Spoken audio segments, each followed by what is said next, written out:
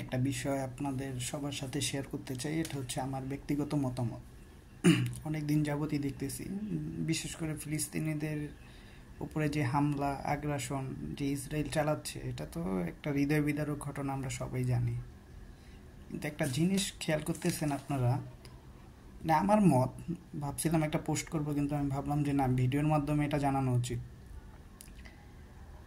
কি একটা অবস্থা চিন্তা করা যায়, একটা মুসলমান কান্ট্রি তাদের সাথে নেই। কেন নাই? কারবালার কথা মনে আছে? ইমাম হোসেন রাদিয়াল্লাহু তাআলা আনহু যখন তাকে হত্যা করা হবে, সে সকলের সামনে দাঁড়ায় বলছিলেন যে তোমাদের মাঝে কি একজনও মুসলমান নাই যে আমার নানার পিছে নামাজ পড়ছে এবং ঈমান আনছো? তখন কিন্তু সবাই হাসছিলেন, কেউ কিন্তু তাকে সাহায্য করেননি। সেই মুসলমানই আমরা। আজকে ফিলিস্তিনিদের যে সাহায্য করবে, কিভাবে করবে? সকালতেই দেখতেছি নিজ দেশের মুসলমানদের মধ্যে, নিজ গোত্রের মধ্যে ফতোয়া দেওয়া শুরু হয়েছে। কে কাফের, কে কি বলল না বলল, এই নিয়ে দল নানান মত শুরু হয়ে গেছে।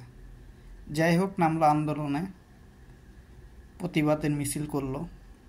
হামলা করলো কাদের? এই মুসলমানরাই হামলা করলো মুসলমানদের। দোকানপাট ভাঙচুর, রেস্টুরেন্ট ভাঙচুর। কেন? এইগুলো কি মুসলমানদের কাজ? রাসূল কি কারো ক্ষতি করছিলেন কোনো দিন? সাহাবায়ে কেরামরা কি কোনো দিন কারো ক্ষতি করছেন? দেখছেন? আরেকটা বিষয় খেয়াল করে দেখেন, এই দেশে ইসলাম প্রতিষ্ঠাতা কারা করছেন? অলি আল্লাহরা। এটা তো আর মিথ্যা না, এটা তো অস্বীকার করতে পারবেন না। এই দেশে ইসলাম আনছেন অলি আল্লাহরা, এবং যুগে যুগে তারা মানুষকে হেদায়েতের জন্য পথ দেখায় গেছেন। এই মুসলমানরাই তাদের মাজারগুলোরে ভাঙচুর চালাইছেন, আগুন দিয়েছেন, মসজিদ পর্যন্ত ভাঙছেন। গরু চুরি, ছাগল চুরি, ফ্যান চুরি, লুটপাট, মানে এখন নিত্যদিনের একটা অভ্যাস হয়ে গেছে। কিভাবে আপনি আরেকটা দেশকে সাহায্য করবেন? তো এইগুলো কি ইহুদিরা দেখে না? যারা মুনাফেক, তারা কি এগুলো দেখে না, জানে না? তারা আসলে জানে কিভাবে মুসলমানদের ঘায়েল করা যায়। এই জন্য যুগে যুগে মুসলমানরা নির্যাতিত হয়ে আসতেছে, কেউ কোনোভাবে সাহায্য করতেছেন না। খুব ছোটোবেলা দেখতাম ওয়াজে মাওলানারাই বলতো যে ছবি তোলা হারাম, ছবি তোলায় যারা তারা জাহান্নামী, ছবি তোলা যাবে না। এখন সেই মাওলানারাই ওয়াজে যাবে, যেখানে যাবে, তারা ক্যামেরা ছাড়া চলতেই পারে না, তারা ফেসবুকে ইউটিউব ছাড়া চলতেই পারে না। তাদের ফতোয়া কই এখন? তারা হচ্ছে এরকম, তাদের যখন যা প্রয়োজন তারা তখন তা বানায় নেন। এটাই হচ্ছে আমাদের সমস্যা।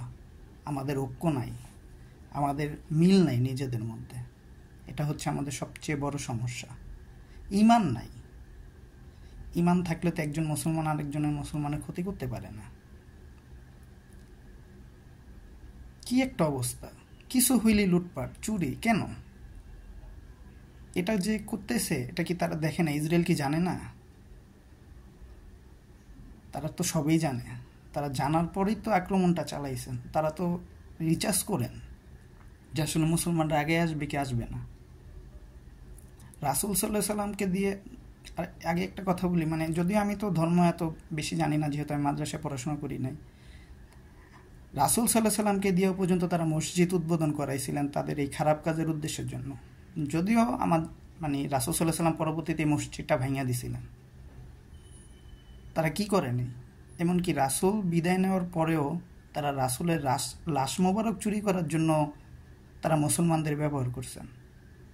তাদের কোরআন তেলাওয়াত, তাদের জিকির, তাদের দান সদগা, তাদের কথার স্টাইল দেখে সবাই ভাবছে তারা ইমানদার, তারা মুসলমান।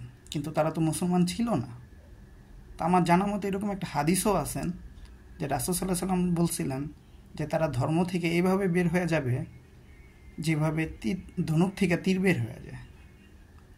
তো সুতরাং ভাই, লুটপাট হামলা সব বাদ দেন। ফিলিস্তিনিদের পাশে দাঁড়ানোর জন্য যা করা উচিত তাই করেন, ঈমান আনেন, এগুলো বাদ দেন। আজকে আন্দোলনে করলেনটা কি? চিন্তা করছেন? ভাবছেন? কিভাবে তাদের পাশে দাঁড়াইবেন, কিভাবে তাদের সাহায্য করবেন? এটা কি দেখে না? বহির্বিশ্ব তো দেখে। নিজের দেশকে ছোট করতেছেন, নিজের জাতিকে ছোট করতেছেন, নিজের ধর্মকে ছোট করতেছেন, মুখে কাপড় বাইধা, লুটপাট, হামলা। কেন? তো এটাই বলবো ভাই, আমরা সবাই একত্র হই, একটা এক আত্মা হইয়া পাশে দাঁড়ানোর জন্য যতটুকু করা উচিত, যা করলে এই নৃশংস হামলা থামবে সেই পদক্ষেপ নেন। আমরা আছি, সকলেই আছি, আমিও আছি।